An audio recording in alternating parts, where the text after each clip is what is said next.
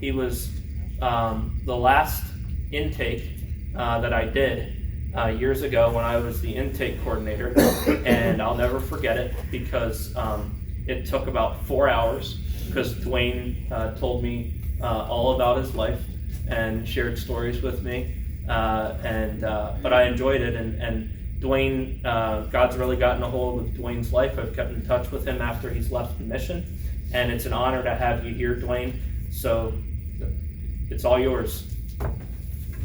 I am a graduate of this program. I graduated on January 25th of 2017, I think. And I had a rough time getting through the program myself. When I say Dan, well, it was Dwayne when I was here. Did you guys still write verses for like punishment? Of course. Ephesians 4:29 was mine. I had to write that numerous times because I like to swear. I eventually learned my lesson. Before I read this testimony, I just want to say that the reason I in depth put this thing together was not to blow my own horn, but to blow God's horn for what He's done and what He can continue to do. So, my name is Dwayne McClellan. I'm 56 years old, and I know what it is to walk in darkness. I know without a doubt that Satan and his demons are real. I've seen them literally and figuratively. The spiritual realm exists all around us, good and evil, in a battle for our souls, and Satan vehemently hates anyone who opposes him by accepting Jesus as their Savior. For most of my life, I have been on his side. Most people don't really believe in the power of the forces of evil, and yet looking around at the world today, I don't know how anyone could not see them.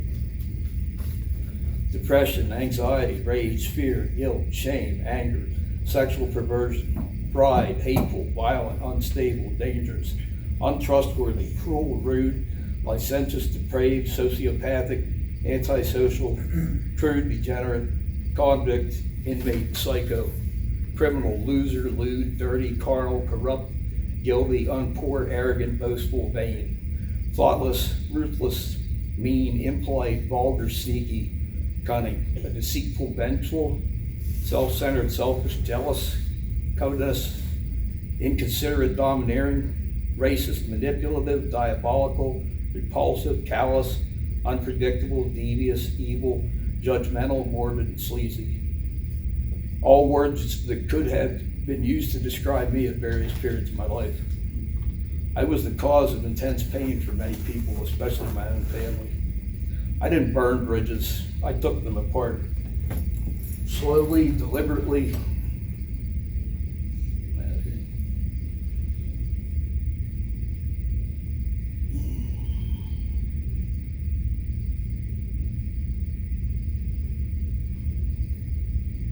I didn't burn bridges. I took them apart slowly, deliberately, piece by piece, until nothing remained.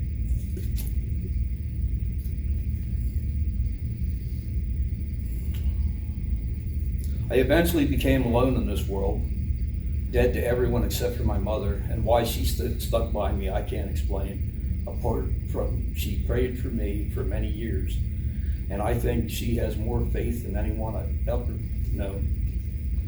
I've been preparing to write this test, well, this is something different here.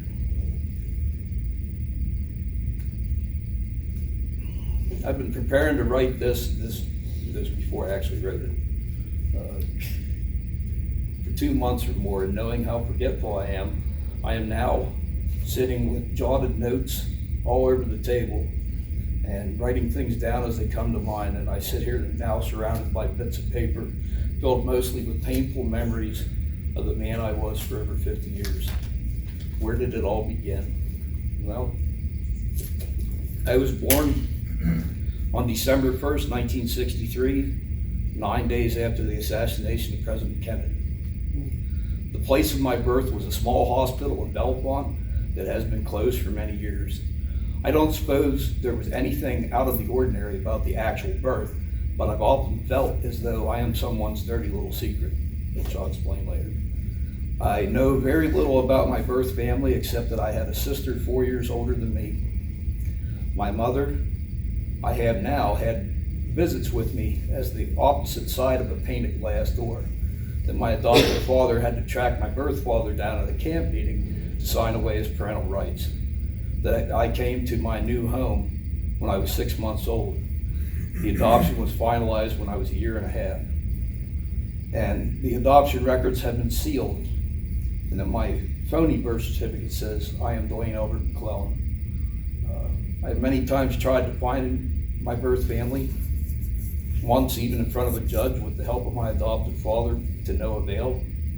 Once when I was trying to find out from my parents, my father looked at my mother and said, just tell him what he needs to know. But she never has to this day. So let me say that I love my mother and would gladly die to save her life, or even to take the life of another person to protect her.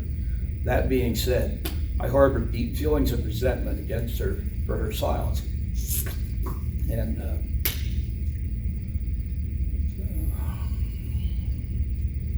for the sake of my mother, though, I will not question her again as long as she is alive.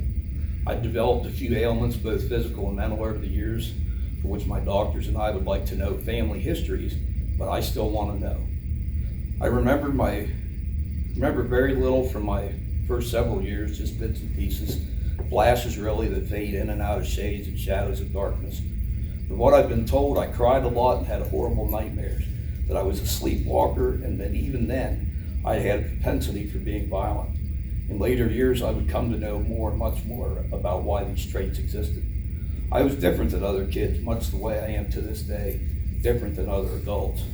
And it wouldn't be explained to me why it was this way until I was in my mid-30s, though I wish I had known before.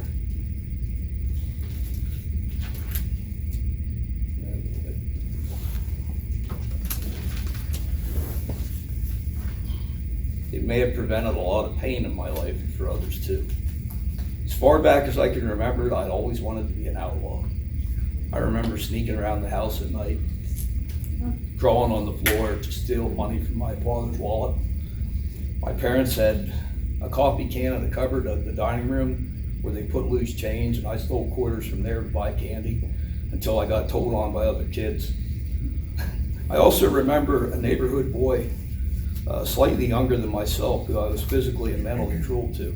I remember that I liked to be a bully because I felt a sense of power over the other kids.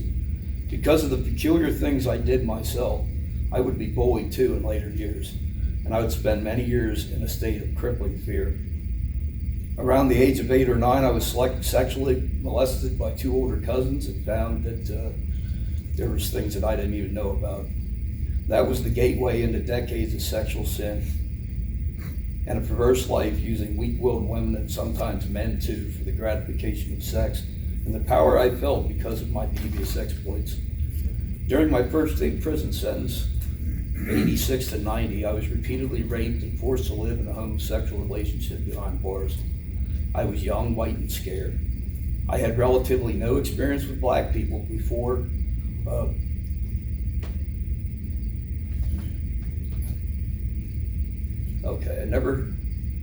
I had relatively no experience with black people before, of whom my rapist was.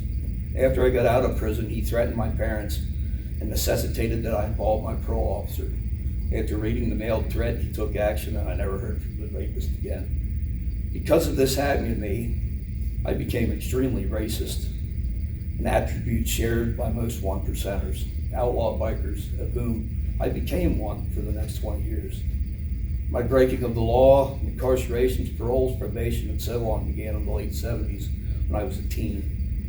Something else started then as well, alcohol consumption, which fueled my hate and destruction that would come to shatter the lives of many people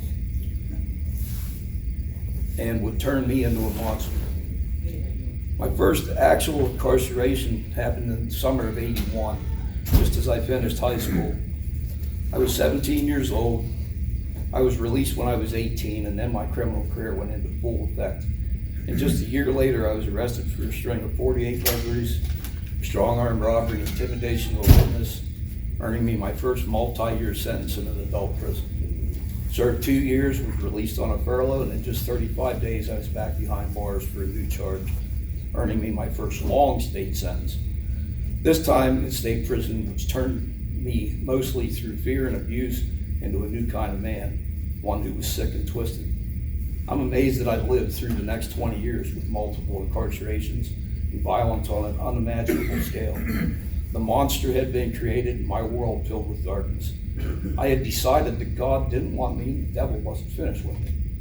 I had also decided that no one would ever abuse me or hurt me again. So I became the abuser myself.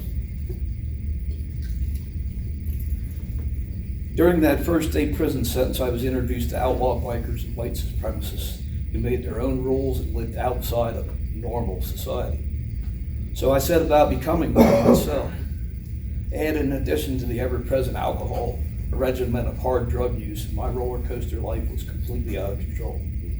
There was some good in my life after leaving state prison. I've been sent to a halfway house in Harrisburg where I met a man in my county. He was from the county, or I was from one county, he was in the next county. We became friends and eventually shared an apartment in Harrisburg because we had the same PO. Through him, I met his sister on Memorial Day of 1990. I was just swept off my feet by her. She became my obsession, and we would be married on February 15th, 1991. We just celebrated our 29-year reunion. But we're different people today. She was a casualty of my biker lifestyle. Only months after we were married, my boys and I had sponsored a charity ride and party to support muscular dystrophy. It's a ploy used by outlaw biker clubs to convince the public that we are just a bunch of good old boys who like to party and have a good time. The problem with having such an event is there is always a large amount of what we call wannabes that show up and that never seems to end well. Over the course of the weekend, there was a shooting, a knife fight, multiple police officer visits to the party location. In the middle of the following week, we had decided to have a meeting at our home, the home of our president, to figure out how to proceed. On the way there, excuse me, I have a dry mouth, medication related. Okay. On the way there, at an intersection near a truck stop on Interstate 80, a tractor trailer pulled out in front of me, and the bike struck the side of his truck, throwing her underneath, where she was run over by the wheels. When the local police showed up, they whisked the truck driver away and confined me in a parole unit because they were afraid I would kill the driver. My wife ended up being life-flighted to a trauma hospital in Pittsburgh, where she spent 41 days in the trauma unit before coming home, scarred and forever changed. So what did I do? Treated her like crap, constantly cheated on her, and put her in some of the most dangerous situations for the next 20 years, until even she had to rely on the police to help her escape my influence. There were many, many more arrests, prison time, and even the estrangement of her only son because he didn't want his daughter to grow up under my influence. And with all she and I are still married and together by what has to be the grace of God. The next 20 years were an alcohol and drug-filled maze of violence, guns, knives, other weapons, bike clubs, gangs, pornography, danger at every turn. In 1997, I was arrested for DUI, possession of drugs, assault, and 4 counts of prohibited offensive weapons. I knew that something had to change, so I went to rehab, got clean, went to 12-step meetings, and attended a great church until I was eventually sent to prison and things started moving backwards again. I'm jumping back now to the time of my childhood to when I said I was different from other kids in a noticeable way that caused other kids to bully and make fun of me. My parents knew there was something wrong with me inside my brain, and they sought medical advice from a list of specialists to discover what was broken inside of me, but no answers came until I was in rehab in 1997. The disorder I had and still have wasn't even medically proven until after I became an adult. I was born with Tourette's syndrome and obsessive compulsive disorder. I suffered from verbal and motor tics and rituals that I had to perform over and over with no relief. My eyes blinked and twitched. I grunted like an animal. made other noises at times. My mouth and jaw clenched repeatedly. I had to touch my nose on things such as doorways, windows, cars, walls, just about everything else. And I, for a while, had to bend over repeatedly to touch my little fingers on my right hand on the ground where the skin and the nail come together. I went through another period of picking up my foot, smacking the bottom of the heel with my palm. The strange things I did, and some I continued to do, have brought with them torture. I have thoughts I repeatedly, constantly, like a scratched record skips on the turntable.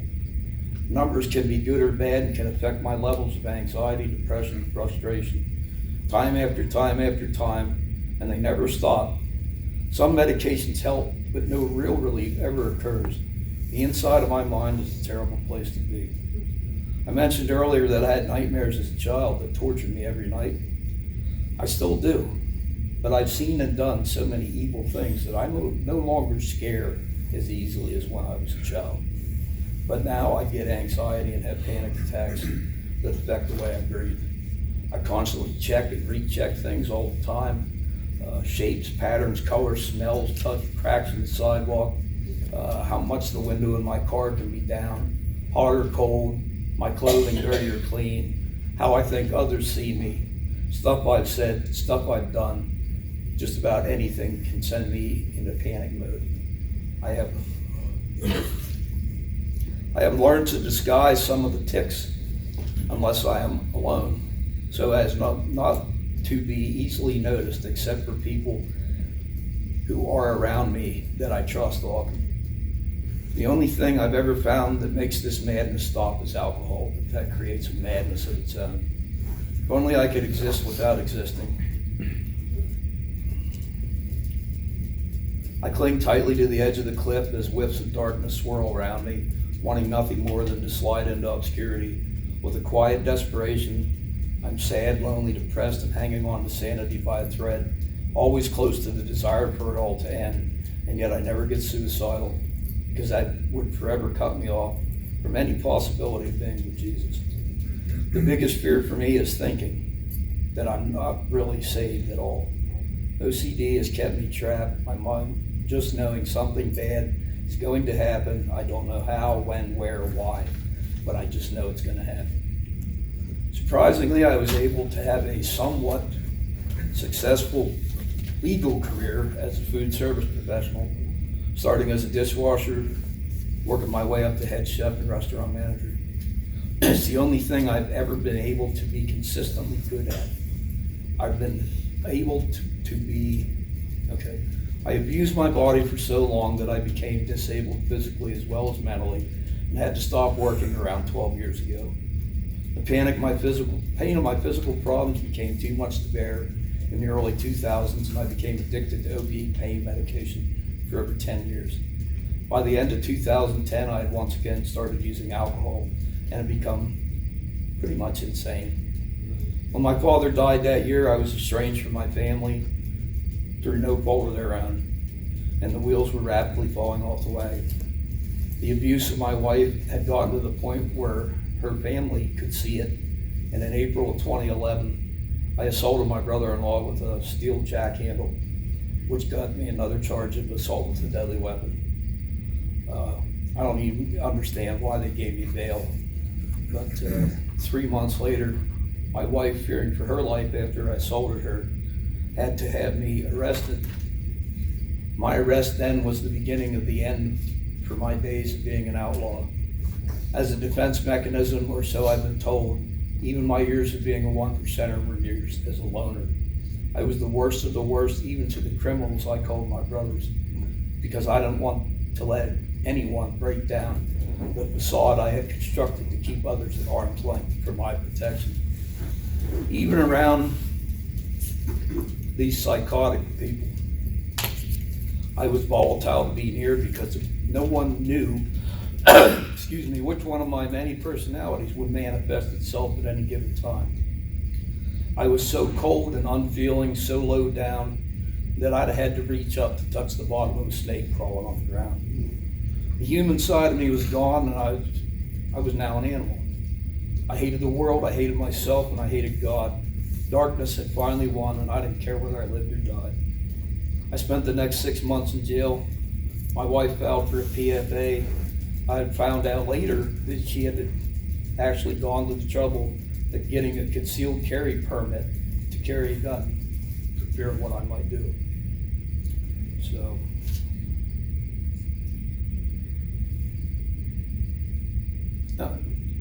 2 months later, while drunk and out of my mind from drugs, I had a blackout and put my brother to the wall with a knife to his throat. For that crime, I served a year in jail once again, being released on parole in early 2013, with no place to live except a boarding house outside of Belcom, and thus the last chapter of insanity was close at hand. More lives would be destroyed, and at the end, I would come to be in the Meadows Psychiatric Center, closely followed by my last state prison sentence. This time I wasn't for a crime, but it was because I couldn't stay sober while on parole. This time I would be the victim of a crime perpetrated against me by someone else. As part of my sentence, due to the PFA from my wife and PFA from my brother, I was court-ordered to attend Matters Intervention Counseling by a therapist who owned her own agency in Belfont. She was operating her business alongside her husband, who was also a licensed counselor. Her agency was contracted by Center County to handle all violence-related mandatory counseling as part of sentences that are handed out by the judge. I had been alone now for several years, found myself falling in love with her, a love that was reciprocated by her, I thought. We exchanged text messages daily for several hours. I would go to meet her at night while her husband was asleep. And would see her for personal counseling at her office while her husband was in the next room, totally unaware of what was happening next door. After several months of our affair, we made plans to go away for a weekend. She told her husband she was going to visit her girlfriend who lived in Philadelphia. I bought wine and other supplies, and off we went. After spending the first night alone with each other, we were on a drive when we encountered a flash thunderstorm. I lost control of the car in the wet road, plunged over the bank into a fence row of trees, totaled the car. She wasn't wearing a seatbelt and was thrown against the glove box, breaking 4 ribs. We both were sent to a local hospital and her onto a trauma center at Geisinger. Believe it or not, the husband actually picked me up from the first hospital, and together we went to the Geisinger hospital. In a few days, she was sent home, and twice during the next week, her husband picked me up at my place and took me to their house for private counseling sessions. And while he went to a pizza shop to get food for us, that was when we took the opportunity. After dropping me off at my place, she and I were talking on the phone while he was driving home, and we started to argue. We didn't know he had gotten home, and after overhearing us, he took the phone from her and started to threaten my freedom because I was on parole, and they worked hand in hand with the probation office. Back to our texting to each other. Some of those texts were sexually explicit, and those messages I didn't delete, and that would prove to be most fortunate for me. Knowing the affair was over, I proceeded to drink myself into a stupor. When I came to, I had a mental breakdown and had to go to the Meadows. I was there for about 10 days and released with some heavy-duty prescription mood stabilizers. And as my mom was driving me home, I checked my phone for messages. Much to my surprise, I had voice messages from the Belfont police and the state police informing me that I was being accused of some very serious crimes and I needed to call them. I was taken to the state police barracks in Milesburg to find out that rather than admitting to having an affair to her husband, she accused me of kidnapping her and then raping her when we went away for the weekend. It was then that I was fortunate to have saved the X-rated text messages on my phone that I was able to show to the police. They let me go at that point and did a thorough investigation, and eventually she admitted to police in front of her husband she had lied when she accused me. As a result of the investigation, she was charged for her crimes and became an inmate herself.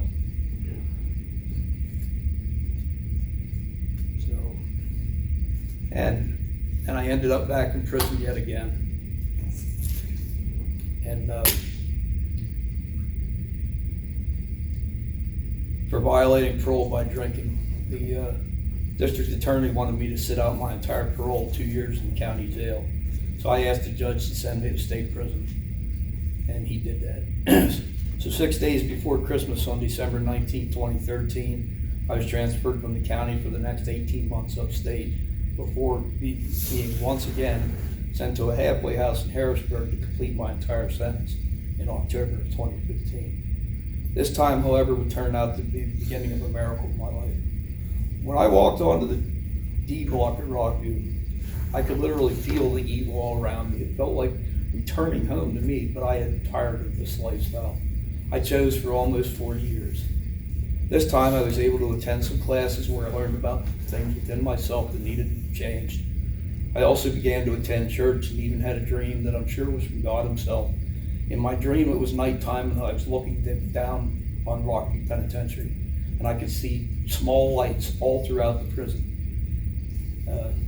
Those lights were Christians, and for the first time in my life, I wanted to be one of them too, and would be soon. On Saturday, April 20th, it will be 5 years since I left Rockview.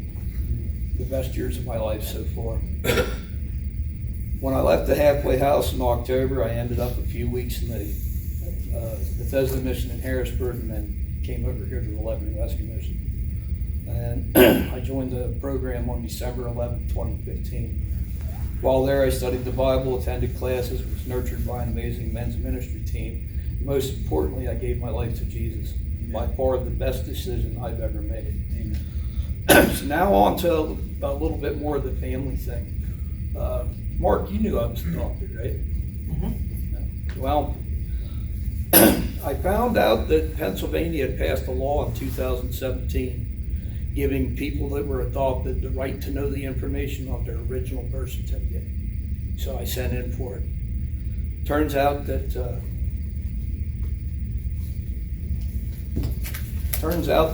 my birth name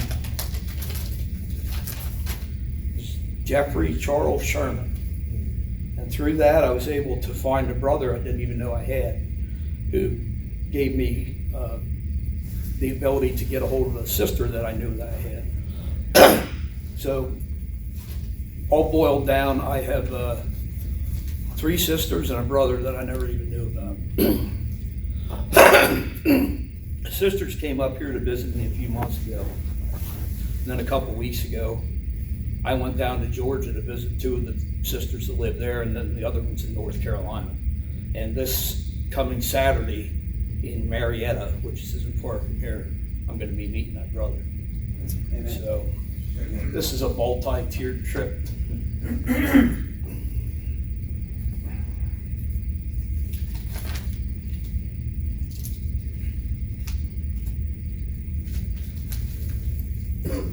Save too much stuff.